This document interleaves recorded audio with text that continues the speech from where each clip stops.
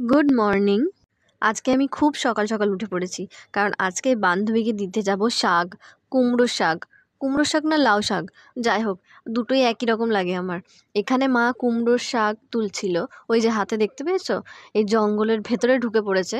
তারপরে এখানে দেখতে পাচ্ছ পাশেই কিন্তু উচ্ছে গাছ, এখানে কিন্তু প্রচুর উচ্ছে হয়েছে।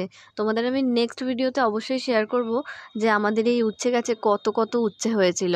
আর উচ্ছেগুলো একদম টাটকা টাটকা, উফ! এরকম টাটকা সবজি দেখতে যে কি ভালো লাগে কি বলবো তোমাদের। ঝটপট চলে যাব শাকটা নিয়ে। এখানে বেশ কচি কচি শাকগুলো পেয়েছে। তো বান্ধবী আমাকে অনেক দিন ধরে বলছিল যে শাক খাওয়াবি, তো তাই আমি সেটার জন্যই গেছিলাম। দেখো শাকগুলো কি সুন্দর লাগছে দেখতে।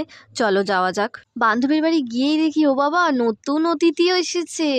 কি ভালো লাগছে দেখো। খরগোশ আমার ভীষণ ভালো লাগে। এর আগে না একটা খরগোশ না ওরা এনেছিল বাড়িতে। এবার একদিনের জন্য ঘুরতে গেছিলো, আমার কাছে রেখে গেছিলো। এবার আমাদের বাড়ির এই সাইডে না এত কুকুর, বাপরে বাপ! ভোর বেলায় কুকুরটা মানে খরগোশটাকে টেনে বার করে নিয়ে চলে গেছিলো।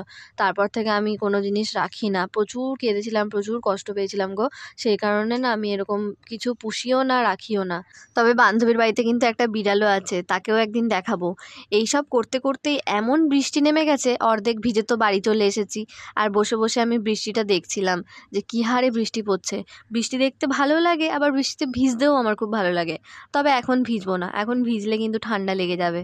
ছোটবেলায় তো এত কিছু আমি দেখতাম না, বৃষ্টি পড়লেই ভিজতে চলে যেতাম।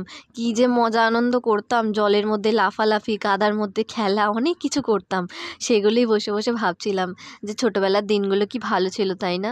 তারপরে হঠাৎ করে মন বলছে যাই একটু ভিজি। তারপরে ভাবলাম না, এই ভিজলে এই শরীর খারাপ করবে, জ্বর আসবে।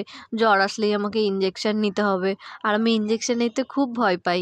তো ভাবলাম ছাড়ো, বাদ দাও, বসে বসে দেখি। আরও যখন গরম পড়বে তখন বৃষ্টিতে ভিজবো।